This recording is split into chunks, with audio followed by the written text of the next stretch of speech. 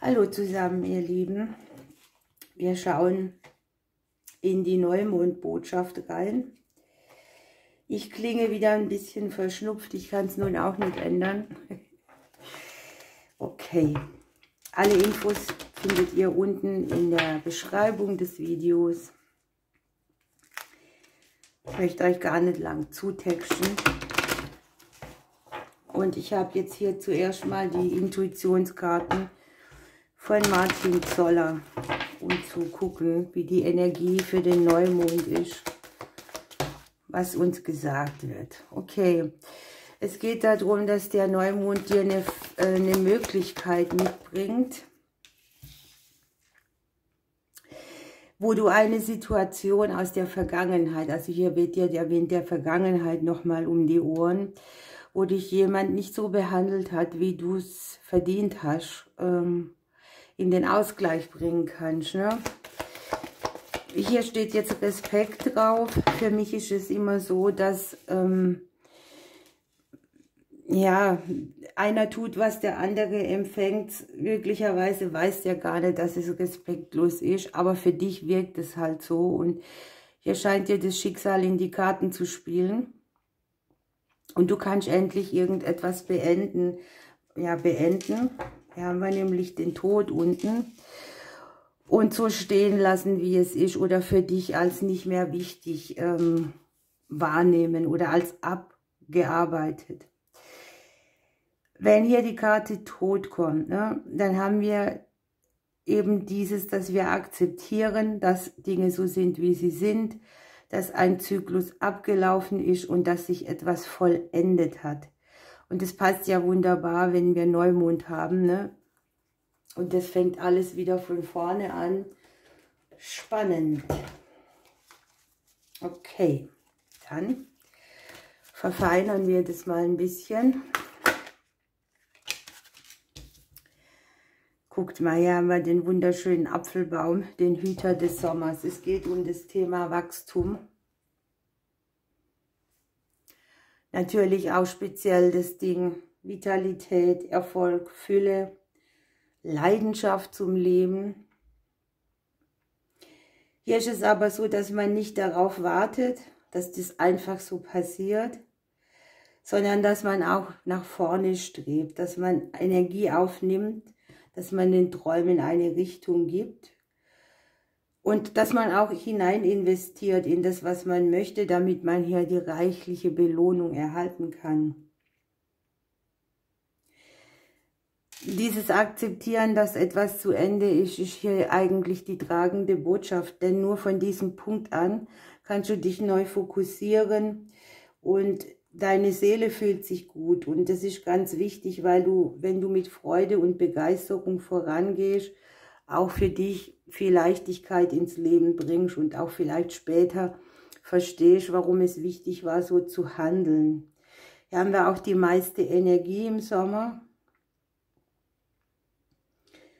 und wir können mit einer großen Menge an Tageslicht oder auf eine große Menge an Tageslicht zurückgreifen, sodass wir uns an der Energie selber auch wieder aufladen. Es geht dann auch darum, die Früchte unserer Arbeit zu ernten und zu genießen.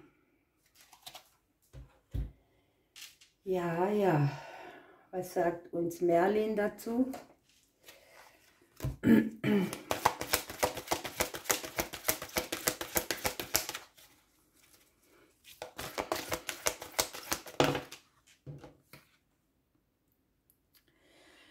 Ja, hier haben wir eine Einheit, die sich bildet. Ne? Wenn wir hier dieses abschließende Element so stehen lassen können, fühlen wir uns eben auch nicht mehr abgespaltet oder vom Leben abgeschnitten. Und man kann einfach wieder in Liebe spüren, wie das Leben überall pulsiert, wie es verzaubern kann. Und das ist so ein Gefühl von Öffnung, Verschmelzung, Einheit mit dem, was man ist und tut. Vielleicht auch mit einer anderen Person hier diesen Frieden herzustellen. Unten am Deck haben wir noch die magische Eiche. Auch da geht es um das Thema Verbundenheit und Einheit. Vielleicht hast du dich hier abgeschnitten von etwas gefühlt, ne? Der Wind der Vergangenheit, der dir hier nochmal um die Ohren weht, aber hier auch die Blätter rausträgt. Und es gibt Dinge, die können wir nicht ändern, aber irgendwann darf man aus dem, was hier eingefroren ist, wieder ins Wachstum kommen. Und die Eiche, die sagt dir hier, dass du dich an ihr anlehnen darfst, dass du hier Ruhe und Kraft kriegst, auch für die Entscheidungen, die in deinem Leben jetzt anstehen. Es geht darum, sich mit dem Leben verbunden zu fühlen. Beide Karten hier, ne? Vielleicht auch mit anderen Personen wieder mehr. Und man ist hier behütet. Also das ist kein Schritt, der hier Tragik mitbringt, sondern eher Befreiung. Okay, dann will ich mit den Lennys noch drauf gucken. Und ich nehme die Karten von der Gabi Mokros und bin gespannt, was wir hier noch kriegen. Neumond.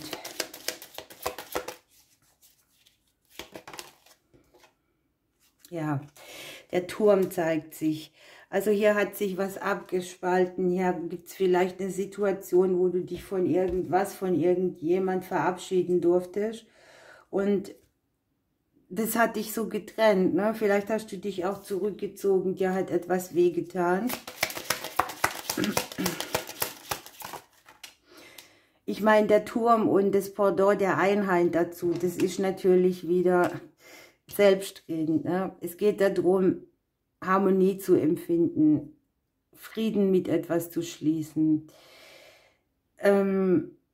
sich verbunden zu fühlen, wieder aufs Leben zuzugehen, sich getragen und genährt auch fühlen. Wir haben hier zweimal einen Baum, ne? Den Apfelbaum und auch die Eiche. Ne?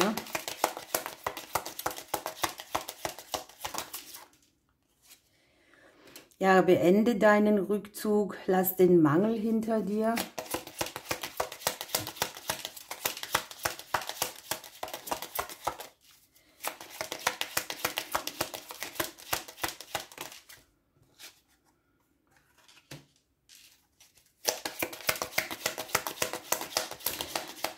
Bei der Respektlosigkeit, die es hier geht, kann es durchaus sein, dass dir jemand hier etwas gesagt hat, was dich verletzt hat. Hier liegt der Brief, hier geht es um Kommunikation, die deinen Frieden gestört hat.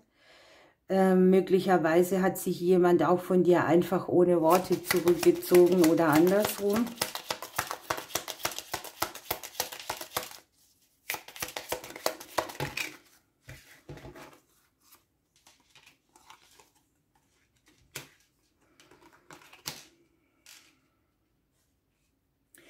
Ja, und da hat dein Fundament ein bisschen gewackelt, ne? Da hast du dich nicht geerdet gefühlt. Der Anker steht eben auch für das Thema Erdung. Du musstest viel Konflikt in dir und mit anderen klären. Auch da kann sein, dass es viel um Missverständnisse in der Sprache oder in der Kommunikation auch geht. Und dass du hier die Möglichkeit hast, dir wieder ein Gleichgewicht, ja, ich nenne es mal, anzutrainieren. Weil ich glaube, dass dieser Turm und dieses etwas wird völlig beendet. Etwas reißt dich irgendwie aus dem Leben raus oder verletzt dich so tief. Das kriegt hier eine schicksalshafte Wende. Unten haben wir das Kind. Es geht natürlich um ein neues Starten. Wenn ihr überlegt, dass wir halt hier bei dem Tod im Prinzip bei der Numerologie 9 angekommen sind und wir können es so stehen lassen, wir akzeptieren, dass etwas wahr und beendet sein kann, enden wir hier eben wieder im Neubeginn. Hier ist es wirklich eine sehr spezielle Situation. Ich glaube, wenn wir alle drüber nachdenken, wie viel Respektlosigkeit wir schon erlebt haben, dann kann es der Dinge viele sein. Aber hier ist es wirklich etwas, das in dir sitzt und das auch in deiner Außenwelt mitgearbeitet hat. Und das darf sich jetzt regenerieren und für dich auf Wachstum wieder polen. So, was haben wir noch?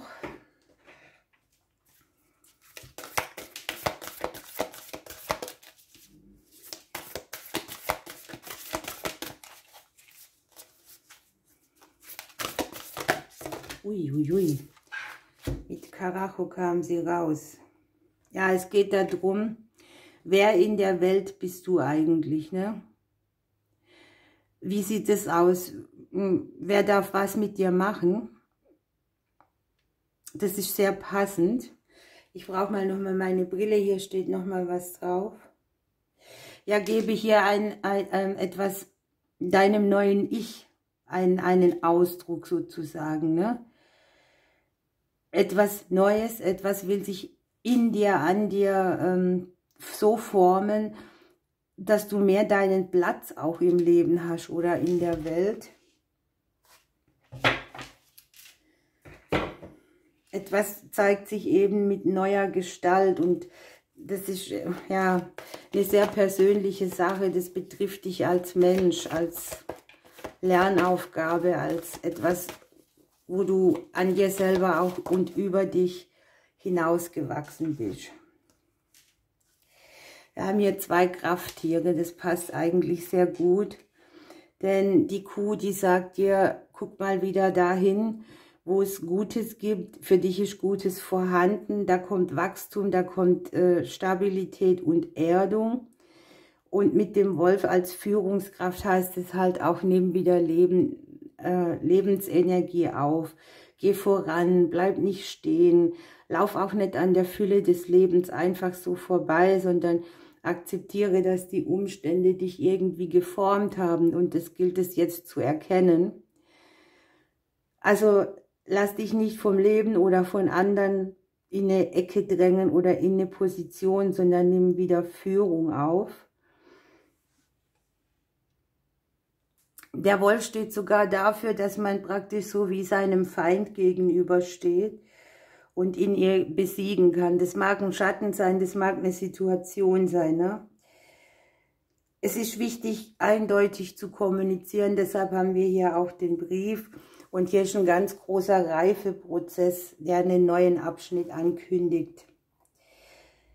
Es geht eigentlich darum, ob du bereit bist, auch weiterzugehen, dein geistiges Erbe anzunehmen.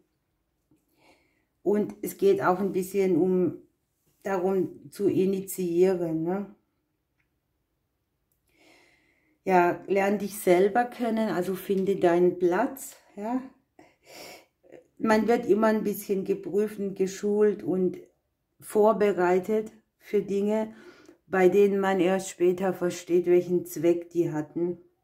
Aber alles hat einen Sinn, hat eine Lektion und lässt uns auch üben, wo unsere Grenze ist und wo wir dies zum Ausdruck bringen können.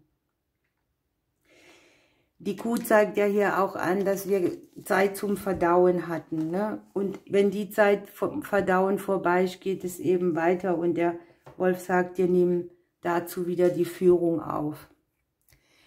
Ihr Lieben, ich wünsche euch eine wunderbare Vollmondphase. Ich drücke euch bis bald. Neumondphase, sorry. Eine wunderbare Neumondphase. Bis bald.